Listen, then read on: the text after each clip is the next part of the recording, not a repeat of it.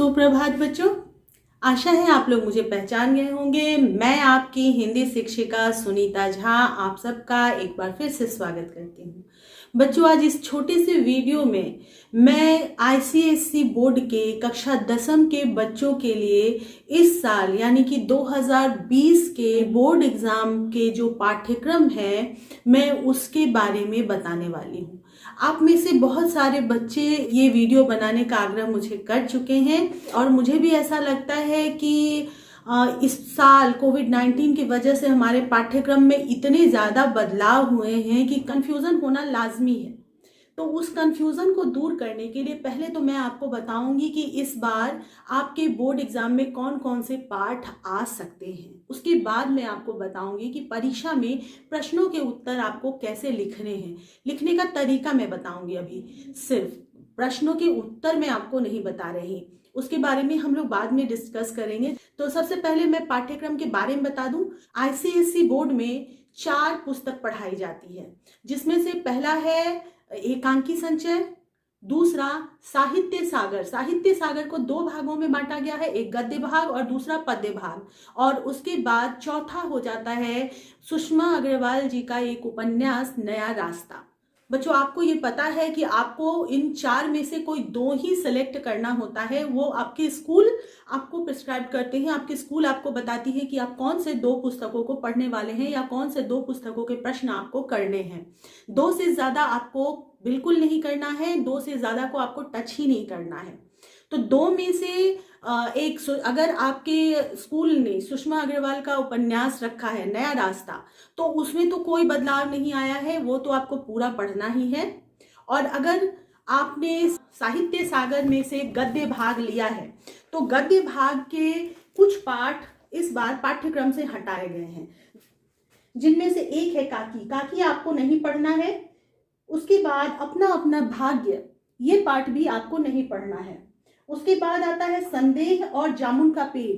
ये 2 पाठ भी आपको नहीं पढ़ने हैं, यानी कि आपको सिर्फ 6 पाठ इस बार साहित्य सागर के गद्य भाग से पढ़ने हैं। और वो 6 पाठ हैं।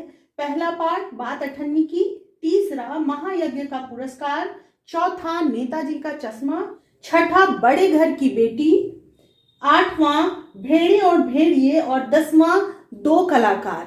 बस ये पाठ आपको गद्य भाग से पढ़ने हैं। और अगर आपने पद्य भाग सेलेक्ट किया है तो पद्य भाग में आपको 7 पाठ पढ़ने हैं, जिनमें से एक है कबीरदास की साखी, रामधारी सिंह दिनकर की स्वर्ग बना सकते हैं, सोहनलाल द्विवेदी जी की वह जन्मभूमि मेरी, सर्वेश्वर दयाल सक्सेना के मेघ आए, सूरदास के सूर के पद, तुलसीदास के विनय के पद, शिव मंगल सिंह सुमन के चलना हमारा काम है आपको पढ़ना है। यानी कि पाठ 1, पाठ 3, 4, 5, 6, 7 और पाठ 9, बस आपको इतने पढ़ने हैं।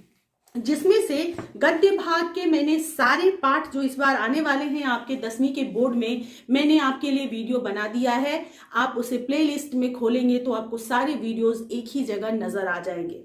दूसरा जो पद्य भाग है, पद्य भाग में से भी मैंने 3 पाठ का साखी, मेघ आए और विनय के पद में वीडियो बना दिया है, अपलोड कर दिया है। उसमें परेशानी नहीं होगी आपको। बाकी बचे 4, वो भी मैं जल्दी ही कोशिश कर रही हूँ 10-15 दिन के अंदर आप लोगों के लिए वो पाठ भी वीडियो बना के अपडेट कर दूँ।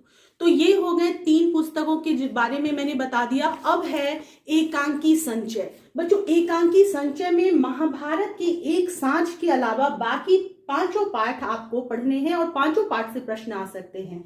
संस्कार और भावना, बहू की विदा, मातृभूमि का मान, सूखी डाली और दीपदान, ये 5 पाठ आपके परीक्षा में पूछे जा सकते हैं। और आपको याद हो कि मैंने इन 5 पाठ के ऊपर विस्तृत वीडियो बनाए हैं। हर पाठ का 2 या 3 भाग बन चुका है। दीपदान के तो 6 भाग बन चुके हैं, इतना बड़ा पाठ है।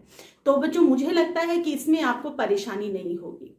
अब मैं आपको बताती हूं आपके प्रश्नों के बारे में। जैसा कि मैंने आपको बताया, आपको सिर्फ 2 पुस्तकों के प्रश्न हल करने हैं, सिर्फ 2 पुस्तकों के प्रश्न। आप तीसरा नहीं टच करेंगे। प्रश्न पत्र के खंड ख में 4 प्रश्नों को हल करना होता है, जो आप किसी भी 2 पुस्तक से सेलेक्ट कर सकते हैं। आप चाहें तो एक ही पुस्तक के पूरे तीनों प्रश्न हल कर सकते हैं और दूसरे पुस्तक का कोई एक। टच आपको कम से कम 2 करना ही है, किसी एक पुस्तक से एक भी सही, लेकिन आपको करना है। और दूसरे पुस्तक से आप चाहें तो तीनों कर सकते हैं। तो इस तरह से आपको 4 करने हैं, जो 2 पुस्तकों से निश्चित तौर पे होने चाहिए। इसके अलावा हर एक्सट्रैक्ट में, हर प्रश्न में 4 प्रश्न छुपे होंगे। हर प्रश्न में, जैसे कि प्रश्न 1 में 4 प्रश्न होंगे, प्रश्न 2 में 4 प्रश्न होंगे, जिसमें आपको कुछ गद्यांश दिया होता है और उससे आपको उत्तर लिखने होते हैं। तो बच्चों, इन उत्तरों को जब आप लिखें तो एक प्रश्न के चारों उत्तर जो हैं एक ही जगह लिखने की कोशिश कीजिएगा। प्रश्न संख्या 1 अगर आप लिख रहे हैं तो उसके चारों उत्तर एक ही जगह लिखिए।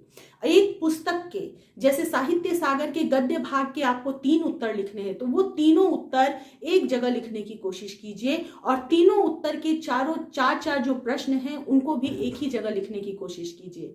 और जब आपका एक उत्तर खत्म हो जाता है, एक उत्तर के चारों प्रश्नों के उत्तर खत्म हो जाते हैं, तो उस पेज को छोड़ करके अगली पेज से अगला प्रश्न शुरू कीजिए। आप कोशिश कीजिएगा काले पेन से लिखें, और काले पेन से लिखने के बाद जो पॉइंट्स होंगे, जैसे मान लीजिए किसी का नाम आपको बताना है या आप किसी की विशेषता बता रहे हैं, तो आप उस विशेषता में जो एक पॉइंट होता है, जैसे मान लीजिए किसी की वीरता बता रहे हैं या किसी के स्वाभिमान को आप बता रहे हैं, तो स्वाभिमान को आप अंडरलाइन कर दीजिए ब्लू पेन से या अपनी पेंसिल से, या ब्लैक से ही थोड़ा डीप करके उसको अंडरलाइन कर दीजिए। ये अंडरलाइन होते हैं तो उससे क्या होता है कि एग्जामिनर उन पॉइंट्स पे बहुत ज्यादा अच्छे से ध्यान से देख पाता है और उसे पूरा पढ़े बगैर आपके लिखने के तरीके और आपकी समझ सूझबूझ के बारे में अंदाजा हो जाता है। और एक प्रश्न के उत्तर एक ही जगह लिखें। ऐसा नहीं कि अभी आपने प्रश्न संख्या 1 के 2 उत्तर यहाँ लिख दिए और आप प्रश्न संख्या 3 कर रहे हैं, फिर आपको 2 और उत्तर याद आए तो आपने झट से उसके बाद 2 उत्तर लिख दिए। प्लीज इस तरह से करने से बचिए। अब आते हैं खंड क। खंड क जो है प्रश्न पत्र में, वो ग्रामर और लेखन संबंधी होता है। तो उसमें होंगे निबंध, उसके बाद एक पत्र आपको लिखना होगा और उसके बाद अपठित गद्यांश होंगे और 4-5 ग्रामर से प्रश्न होंगे। तो निबंध जब आप लिखते हैं कम से कम 250 शब्दों में लिखना होता है, चाहे वो निबंध आप लिखें या कहानी बना के लिखते हैं, जो भी लिखते हैं। तो कोशिश कीजिए कि आपके उत्तर जो है कम से कम 2.5 पेज चला जाए। वो एग्जामिनर गिनता नहीं है, लेकिन वो उम्मीद करता है कि आप 2 से 2.5 पेज वो उत्तर जरूर लिखेंगे। तो कम से कम आपका 2 पेज हो और ज्यादा से ज्यादा आप 2.5 पेज निबंध जरूर लिखिए। निबंध में एक चीज बहुत ध्यान रखने वाली बात होती है कि आपका जो भी निबंध या कहानी या वक्तव्य है वो एक सिंक्रोनाइज तरीके से हो। ऐसा नहीं हो कि आप कारण बताते बताते अचानक आपको निष्कर्ष याद आ जाता है तो आप निष्कर्ष लिख देते हैं और फिर उसका परिणाम बताते हैं। जरूरी ऐसे बिल्कुल नहीं लिखें। जब आप लिखना शुरू करते हैं तो पहले कुछ बिंदु वहां पे लिखिए, बिंदु के बाद आप कारण अगर लिख रहे हैं किसी चीज का तो कारण, पहले पहचान, पहले परिचय लिखिए, फिर उसका कारण लिखिए, फिर उसका परिणाम लिखिए, उसके बाद उसका सॉल्यूशन, यानी कि उसको किस तरह से सही किया जा सकता है या किस तरह से उसको और ज्यादा विकसित किया जा सकता है, फिर जाकर के निष्कर्ष यानी उपसंहार जो है वो लिखकर अपने निबंध को खत्म करें। ऐसे निबंध लिखने का ये तरीका होता है जो मैं आपको डिटेल में एक वीडियो में जरूर बताऊंगी, लेकिन फिलहाल मैं आपको ये उत्तर लिखने के क्रम में समझा रही हूँ कैसे लिखना है। दूसरे प्रश्न में आएगा आपको एक पत्र लिखना होगा, चाहे औपचारिक हो या अनौपचारिक पत्र, आपको जो भी लिखना हो। फॉर्मेट पर विशेष ध्यान दीजिएगा, क्योंकि मान लीजिए कि अगर प्रश्न 7 अंकों का है तो उसमें से 4 अंक आपको पत्र के फॉर्मेट पे ही मिलते हैं। तो फॉर्मेट पर विशेष ध्यान दीजिएगा, उन चीजों को ध्यान रखें और पत्र कोशिश करें कि एक ही पेज में आप पूरी तरह से खत्म कर दें, उससे ज्यादा आगे ले जाने की कोशिश ना करें। तीसरा आता है अपठित गद्यांश। अपठित गद्यांश बच्चों बहुत ज्यादा आसान भी है और मुश्किल भी है। आसान इसलिए कि आपके पास वो पैराग्राफ पूरा है, आप चाहें तो आप बिना किसी स्पेलिंग मिस्टेक के पूरा उत्तर आराम से लिख सकते हैं। लेकिन ध्यान रखने वाली बात यह है कि लिखने का तरीका आपका अपना होना चाहिए। आप प्रश्न के उत्तर अपने शब्दों में लिखें तो ज्यादा बेहतर होते हैं।